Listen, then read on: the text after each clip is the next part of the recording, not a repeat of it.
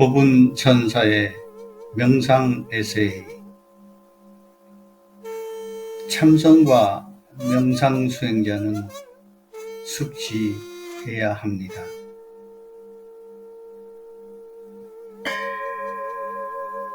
앞선 편에서 빠진 듯한 해설이 있어 재설을 하려고 합니다. 소승은 본디 화두 수행자입니다. 중년의 늦은 발심으로 현 선불교계에서도 명성이 있으신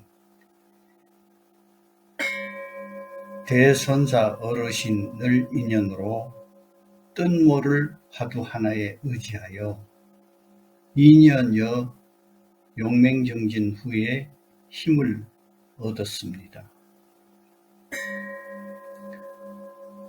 큰 어르신의 해안으로 아이가 태어났다고 곧 어른 노릇을 하는 것은 아니다. 이제 시간을 두고 정진을 하다 보면 점점 세상을 넓게 보이리라. 이 한 말씀에 다 내려놓고 20여 년 정진에만 세월이 지났습니다. 이제 무명초는 서리가 내려서 밥값이라도 하고 가야 된다 싶어 조심스레 드러내고 있습니다.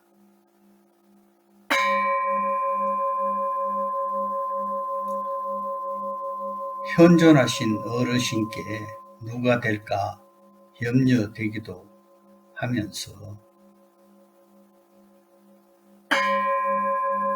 앞에서 올린 화두 수행의 의정과 의단은 단촐하게 설명드린 것일 뿐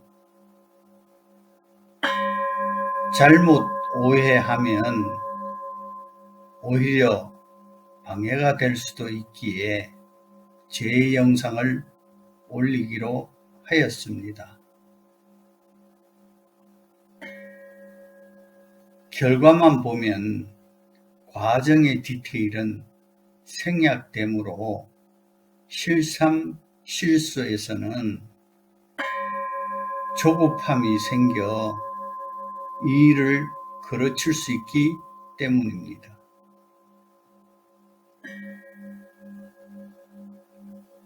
그 과정의 여정은 많은 경계들이 펼쳐져 있습니다. 의정이 뜨고 초기 단계에서는 우선 자신의 몸에 잦은 질환, 병, 감기 등이 사라지게 되고 우선 건강부터 해집니다.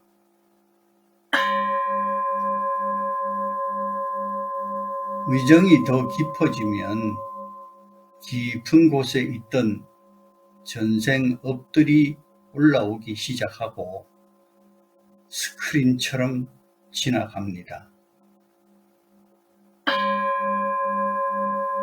그것들을 화두로서 계속해서 지켜보노라면 수없이 지나가는 것을 경험합니다.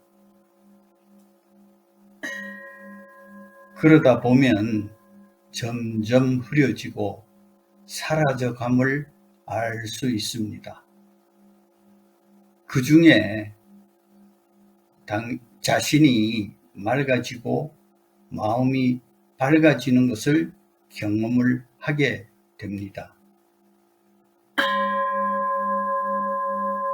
이때 외부적인 변화는 어두운 생각, 탁한 음식, 화, 나쁜 말 등을 하게 되면 정진에 엄청난 장애가 된다는 것을 발견하게 됩니다. 여기에서 아하, 계율 수행이 왜 중요한지를 알아차리는 계기가 되기도 합니다. 또한 큰 발견은 예전에는 상대와 대화를 하거나 일을 할 때 마음에 거슬리는 소리 등을 상대할 때면 다시 보기 싫거나 화가 치밀어 오르는 등 다시 보기 싫다는 마음들이 치밀어 올랐던 일들이 그제서는 며칠 지나면 다 없어지고 상대가 미워지지 않고 오히려 사랑스럽게까지 보이기 시작하는 것을 알게 되면서 이것이 마음에 머무는 시간이 점점 짧아짐을 발견하게 됩니다. 이때 마음의 정화가 빨리 일어나고 있구나를 알아차리게 되었습니다. 이것이 바로 수행의 척도를 스스로 가늠할 수 있게 해 주었습니다. 그래서 이즈음부터는 자기의 수행 정도를 누구에게 의지해서 점검받는 게 아니라 스스로를 점검하는 척도로 볼 수 있는 능력이 생기기 시작을 하였습니다. 그 다음 단계에서는 자기의 전생을 차례차례로 지켜보게 되고 전생 5생을 들여다보고 흐려질 즈음에는 갑자기 태양 같은 밝은 빛 속으로 들어감을 느끼게 된 이후에서야 의단을 경험하게 되는데 이 느낌은 피부가 호흡함을 느끼게 됩니다.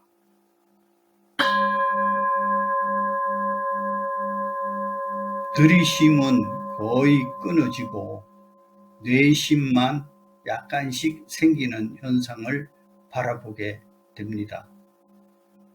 의단이란 것은 내 몸의 감각은 사라지고 정수리에서 실호흡을 하고 있는 나라는 인지만 약간 살아있을 느낌을 받을 때 이것이 본래 나라는 것이 없고 나 자신이 공이로구나 라는 것을 체험하게 됩니다.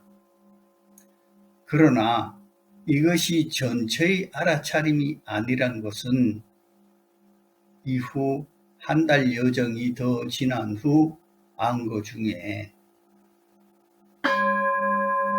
갑자기 지금까지 제가 알던 상식, 직업적인 지식, 학교에서 공부한 수학적 지식, 이러한 것들이 흩어져 있던 그런 지식적 암들이 쭉 모여들면서 염주알처럼 한 줄에 끼어지는 듯 우주의 빅뱅 이론들이 화들짝 들어오면서 태양의 성립 과정, 우주의 성립 과정, 일체의 공에서 물질이 생겨나는 원리, 그리고 그것이 환원하는 원리 등 반야신경의 원리가 드러나기 시작하면서 한문의 뜻글의 이치가 트이기 시작해서 한문의 물리가 열리게 되어 한자 하나하나의 글자는 몰라도 한자만 알아도 문맥으로 이해가 되어버리는 기이한 현상이 생기기 시작하였습니다. 그러나 그것 또한 전부가 아니란 것은 알아차림과 경전의 체계를 거꾸로 정리하는 단계에서 차가 열려있는 단계에서는 용의 인용이 자유자재함을 발견하게 됩니다. 바로 부처님 시절의 증문즉설에 대한 지혜가 열리는 것 같이 이치의 밝아짐이 법계의 이치가 드러나므로 막힘이 없으니 삶의 어떤 경우에 대한 것이라도 막힘이 없어지게 되는 것을 발견하게 됩니다. 굳이 경전에 의지하지 않더라도 자신의 말을 할 수 있게 되고 그 다음 경전 구절을 갖다 놓는 논리가 스스로 열림을 발견하게 되었습니다. 이제 화두타파의 결론은 여기서 접으려 합니다.